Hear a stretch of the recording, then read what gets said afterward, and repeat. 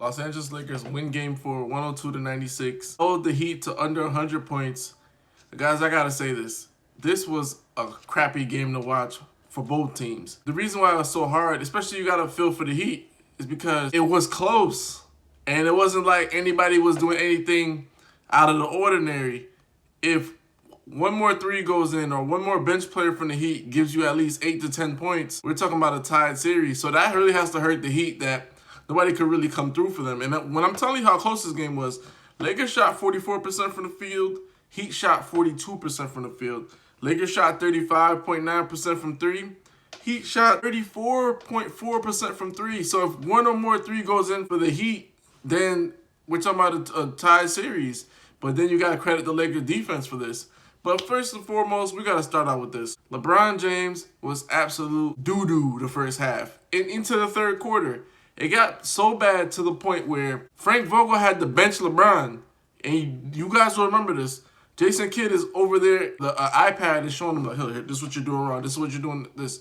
He had 8 points and 5 turnovers the first half. It made no sense why he was playing the way he was playing. He was so passive, standing around. Even into the third quarter. It was like halfway through the third quarter he woke up, but so passive and not doing anything. I mean, he finished with 28 points, 12 rebounds, 8 assists, but he was a plus-minus, a -2. And usually I don't use plus-minus, but then when you're looking at the whole entire team, everybody was positive in the starting lineup except for LeBron James.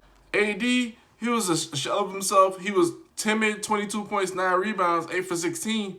But most of the game, he didn't post up at all, and he wasn't aggressive. And this is what really kills me about AD. And people know this about him. You get really physical with him. He doesn't want to go there. Bam Adebayo was very physical with him. AD didn't like that, and he didn't post up. He didn't really get in the paint. He didn't play like how he was supposed to play. He hit a couple big threes down the stretch, but that didn't matter at the end of the game. You're looking at Kentavious Caldwell-Pope. He really gets the game ball. 6 for 12, 3 for 8 from 3. It's a big 3 in the corner in the fourth. But just the playmaking, the big layup that he hits, he was huge. He was an X factor. And then Rondo had one of the best 1 for 7 games of all time. I mean, he didn't score. He missed a lot of point-blank layups. But here's the big thing that he did. He got 7 rebounds. He was aggressive. He was aggressive throughout the game. Something that LeBron was just not. And that's why the Jordan comparison should never be the same after this game. Even before it was never the same. But like for those who are like diehard LeBron fans, Jordan comparison could never be because Jordan, even let's just say he shoots a lot or whatever the case is. He's shooting and he's missing a lot of shots. He's still going to give you that defense. He's still going to give you that energy. LeBron came out flat. He came out flat by his own standard. Danny Green had 10 points, 4 for 8. He was +5. And one thing that was weird, Danny Green's feast of famine. Last night, he had hit 2 threes, 2 for 6. He wasn't that bad compared to everybody else. So I don't know why Frank Vogel didn't put him back in the game. That was weird. One thing to point out, Lakers didn't get a lot of free throws, but part of that, the reason they didn't get a lot of free throws is because they shot a lot of threes. They shot way too many threes last night. That was out of character. In the third quarter, LeBron James took a whole bunch of threes, step-back threes, pull-back threes, like weird stuff. And if the Heat could capitalize off some of those misses, we're talking about a 2-2 series. So Laker fans should really be relieved that the Lakers pulled this out. This was a bad game by all accounts. This was a bad game for the Lakers.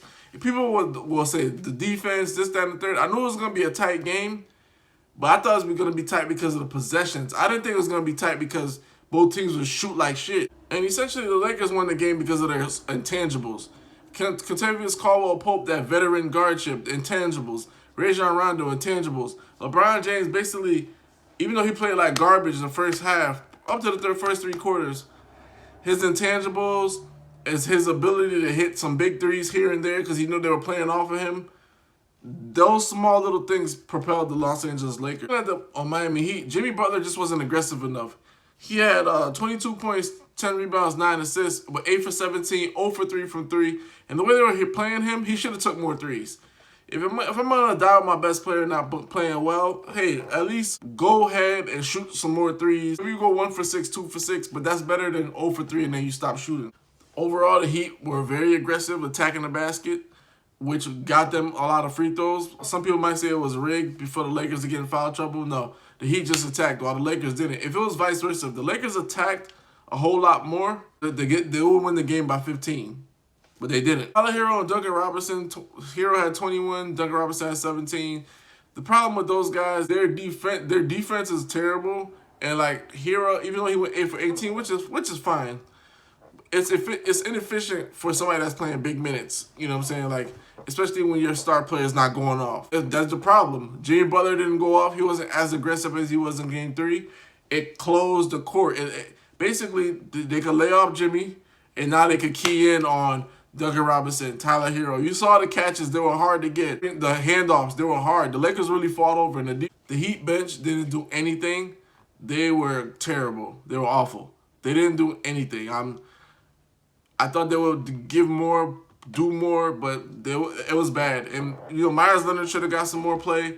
Kelly Olynyk maybe should have got some more minutes, but the bench didn't do anything. Iguodala got in foul trouble early.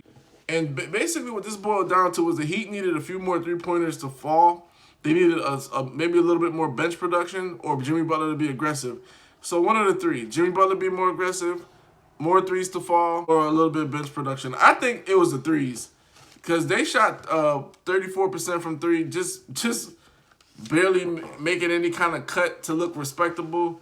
And if they would have hit a few more threes, this series is a 2-2 series. And the reason why I keep saying that is because Heat fans shouldn't hold their head. Heat basically, they just didn't have enough intangibles. They didn't have enough talent. Anthony Davis had 4 big blocks. That deterred people from coming to the basket. And all that played out. The star power, hey, these guys down the stretch, LeBron and AD, even though they play like trash and pure shit through the first 3 quarters, down the stretch, eventually they started taking over the game. And that's what it boils down to. Let's just say the Heat had Kawhi Leonard or Giannis. We're talking about something else to pair with Jimmy Butler. We're talking about a different kind of series, but they don't. And that's what it boils down to. Laker fans, he can still win 5. So we're not don't celebrate too early. But by all accounts, I told you guys once you get to the 4th game, 5th game, all the counters have been thrown, all the lineups have been thrown. The Lakers are going to be crowned champion on Friday. Hoops Junction with Hoops Meets Hoopla. Like, comment, subscribe.